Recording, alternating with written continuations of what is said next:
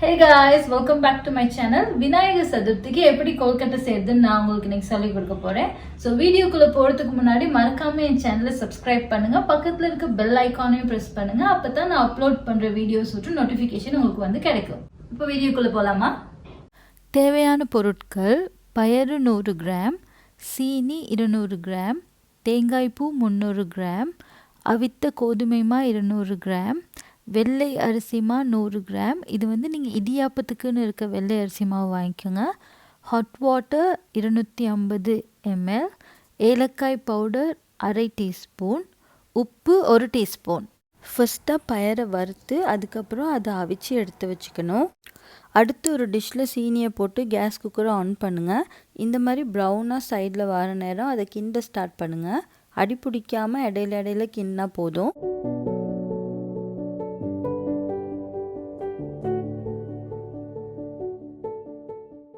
சீனி எல்லாம் கரைஞ்ச அப்புறம் இந்த மாதிரி ஒரு பதத்துக்கு வந்ததும் கொஞ்சம் தண்ணி சேர்த்துட்டு அதை மிக்ஸ் பண்ணிவிட்டு கொஞ்ச நேரம் அப்படியே வச்சுருங்க.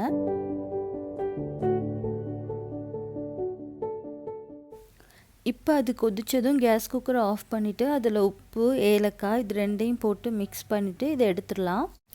இப்போ ஒரு டிஷ்ஷில் தேங்காய் பூ, பயறு இது ரெண்டையும் போட்டு மிக்ஸ் பண்ணிவிட்டு அதில் நாம் செஞ்ச சீனி பாகையும் சேர்த்து இந்த மாதிரி மிக்ஸ் பண்ணி எடுத்துக்கோங்க. இப்போ ஃபில்லிங் ரெடி ஆகிடுச்சு. இதை ஒரு சைடில் வச்சுட்டு நம்ம அடுத்த ப்ராசஸ்க்கு போகலாம். இப்போ ஹாட் வாட்டர் எடுத்து அதை ஒரு 6 நிமிஷம் ஆற வைக்கணும். 6 நிமிஷத்தில் அந்த தண்ணியை மாவில் ஊற்றி மிக்ஸ் பண்ணணும். நான் பண்ணுற மாதிரி கொஞ்சம் கொஞ்சமாக ஊற்றி மிக்ஸ் பண்ணுங்கள், அப்போ தான் ஈஸியாக இருக்கும். இப்போ அதில் ஃபுட் கலரிங் சேர்த்து மிக்ஸ் பண்ணிக்கலாம். நான் க்ரீன் கலர் யூஸ் பண்ணியிருக்கேன், நீங்கள் உங்களுக்கு பிடிச்ச கலரை யூஸ் பண்ணிக்கலாம். மாவு ரெடியானதும் இப்போ ஒரு தட்டில் இல்லாட்டி சாப்பிங் போர்டில் எண்ணெய் கொஞ்சம் பூசிட்டு அதில் மாவை வச்சு ஃப்ளட் ஆக்கிக்கணும். ஃப்ளட் ஆக்கிட்டு அன்ஈவனாக இருக்க 4 பக்கத்தையும் லேசாக வெட்டிட்டு அதுக்கப்புறம் இதை பெட்டியாக வெட்டி எடுத்துக்கணும்.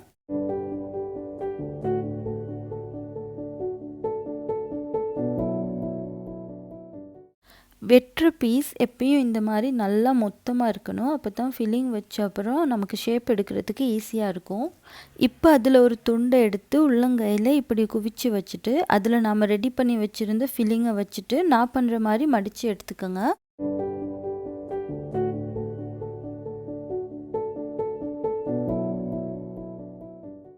இப்போ ஒரு ஃபோக் எடுத்து இந்த மாதிரி பண்ணுங்கள், அப்போ இந்த டிசைன் பார்க்க அழகாக இருக்கும்.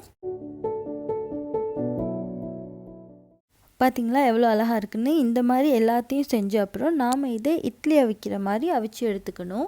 தண்ணி கொதிச்ச அப்புறம் அதில் இப்படி வாழை இலை வச்சு அதுக்கு மேலே கொழுக்கட்டை வச்சு அவிச்சு எடுத்தால் நல்ல டேஸ்ட்டாகவும் வாசமாகவும் இருக்கும். இப்போ ரெடி ஆகிடுச்சு பாருங்கள், டிஃப்ரெண்ட் தெரியுதா? வைக்கும்போது லைட் கலராக இருந்துச்சு, இப்போ வெந்த அப்புறம் டார்க் கலர் ஆகிடுச்சு. ரெடி ஆயிடுச்சு. இந்த ரெசிபியை நீங்க மறக்காம உங்க வீட்ல ட்ரை பண்ணி பாருங்க. ட்ரை பண்ணி பார்த்துட்டு உங்க ஃபீட்பேக்கை கீழே இருக்க கமெண்ட் பாக்ஸ்ல கமெண்ட் பண்ணுங்க. இந்த ரெசிபி உங்களுக்கு பிடிச்சிருந்தா மறக்காம இந்த வீடியோவை லைக் பண்ணுங்க, ஷேர் பண்ணுங்க, சப்ஸ்கிரைப் பண்ணுங்க. Eat good and feel good.